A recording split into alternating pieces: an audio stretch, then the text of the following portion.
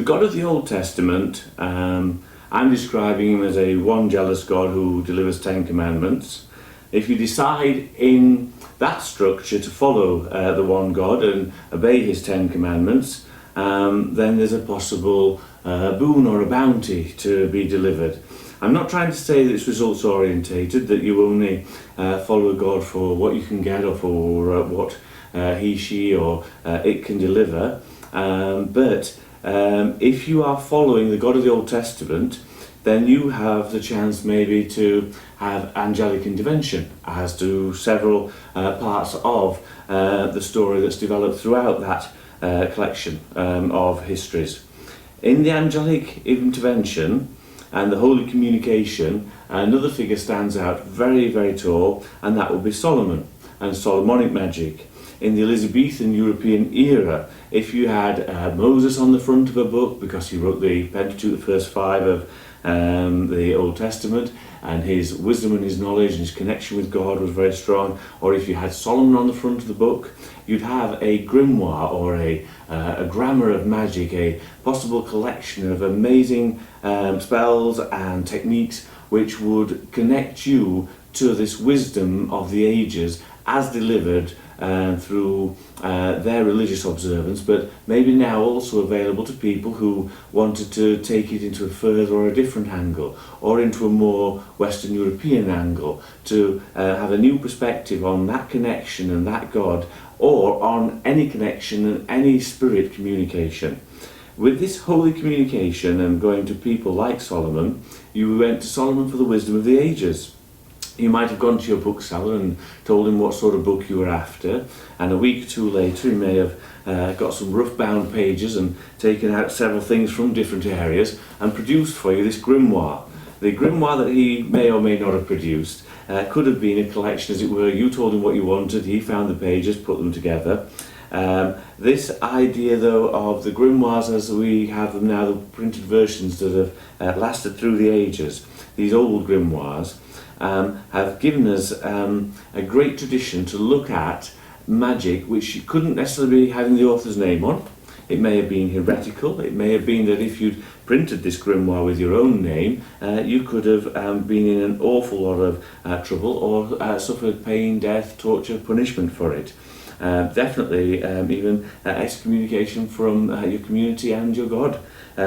So when these grimoires were made, a great figure's name like Moses or Solomon could be put on them, partly as well to bless them or sanctify them, so that this wasn't a problematic book. This was what Solomon did, this was what Moses did. Even if it had just been written or just been prepared or presented or collected, that names like this were attached to books of magical purpose and practice, because you wanted to give them a seal of authority and approval, and also to make sure that people realised that this wasn't a bad book and it wouldn't lead you into a bad place.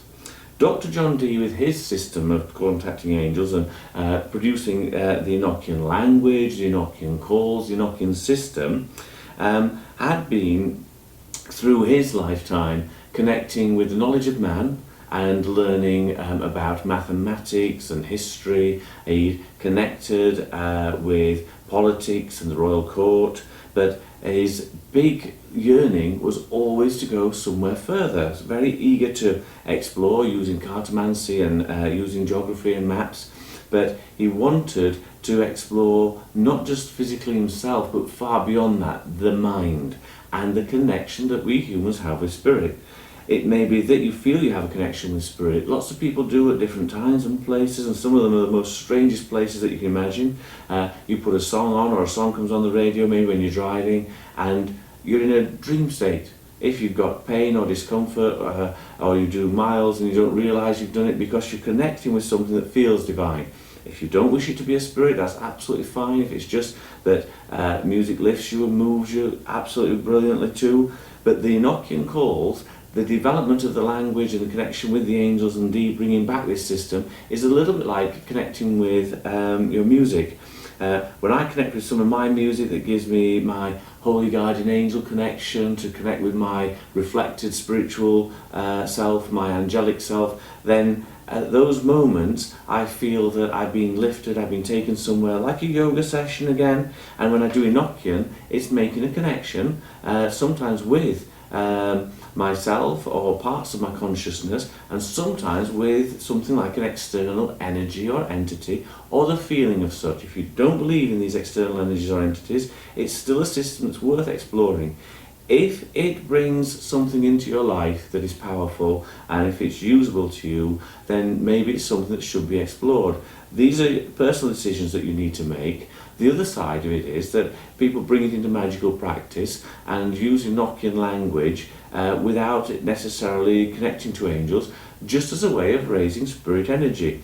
Almost like using barbarous names, which you use in some grimoires, and you don't necessarily need to have a full understanding of that language and how it was used in history to use the barbarous names just to conjure up an entity or an energy, just to take yourself out of this everyday world and produce yourself into another world, or to gain a gateway or an entry point into those worlds, or at least a viewing gallery where you can make some sort of connection. To go back to Dr. John Dee and how he started some of his angelic communications, throughout his life he had lots of different processes. As far as we're aware, he seems to have been quite a devout Christian, and very interested in other religions too, and other philosophies and systems of angelic communication. He would ask his creator, his God, his Yod-Heh-Vah-Heh, his Jehovah, for a favourable audience and to get a powerful connection with him.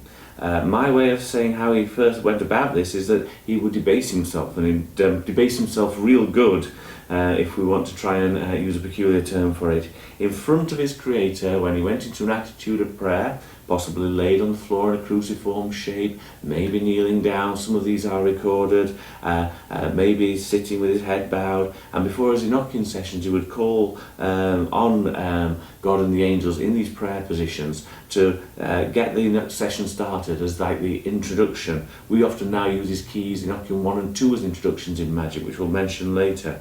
So he would debase himself and say how unworthy he was. You've got to remember though about like the hierarchies and systems. So if God is at the top of a triangle or a pyramid, and his angels come down in rank and order, so the archangels etc. closer to him, and then your normal angels a little bit lower down, so angels filtering down with specific jobs, less control, power, dominion, because they were created for a particular purpose. Somewhere within this pyramid scale is the animals that we see on Earth. And in the medieval type mind, and from there on, you have your lion at the top of the animal kingdom, the sort of like closest unto God, and that he has those God-king powers. So the lion with his mane stands and roars, and he's master of his own world. At the bottom you could put a serpent for the Old Testament, or creatures that crawled and were lower in God's estimation, or maybe even underground. And the idea was to have this hierarchy that something is better or worse, but also fitting a purpose. So it's not just about you always went to the best or you always went to the top of a pyramid. You also had an idea of how it fitted in. Somewhere in God's creation features man. This system was important to Dr. John Dee. That's why I'm trying to explain it to his angels and his ethers and his system that we'll see later. To fit in, you wouldn't debase yourself as low as the lowest thing in creation, because you had human intelligence and you were following God's word. You were able to connect with God by going to church services, praying at home, depending on which version of religion you were following, whether you had to have a priest, the class that was the communicator in between. But Dee decided with his religious training and instruction that he was ready to communicate direct one-on-one with God. So he was able to, in his version of his world, connect his pyramid so that he could talk to the angels. And some people believe that the hierarchy of man is such that we can enter into angelic communication and into these angelic realms. Some people believe we can go very far within them, and some people believe that we can't. In Enochian, some people tell you that at the end of a certain moment or a certain working, you'll reach the end of your Enochian initiatory status, or the power that you have to travel. But what John Dee was after was kind of like having a passport. And he would debase himself and say, look, God, I am a lowly servant of you. I don't overestimate myself. So he reduces his ego slightly. But I do realize I have value. I have the ability to talk to you. I have the desire to talk to you. And I have the need to make these communications. And I think these are valuable for both of us. Here is me, and he would present himself like the passport, validate it, and if he gets the right stamps, he's able to travel to the right angelic realms, or to the right places, or to the right angelic communicators to get the message through that he needed to. At first, Dee tried himself, and we believe that he didn't get very strong visions. By being in the area of study for this and talking to other people about it, he got connected with a gentleman called Barnabas Saul. Barnabas Saul presents himself, and he and Dee have some reasonable visions, but it's something that Barnabas Saul is not too comfortable about. It's something that Dee doesn't know how to progress, and the two of them are a little bit too new to this for each other and don't get very far, and they don't get very strong connections. Then another character presents himself into Dee's circles. Dee's known to be trying to connect to energies and trying to make these connections, and Edward Kelly presents himself.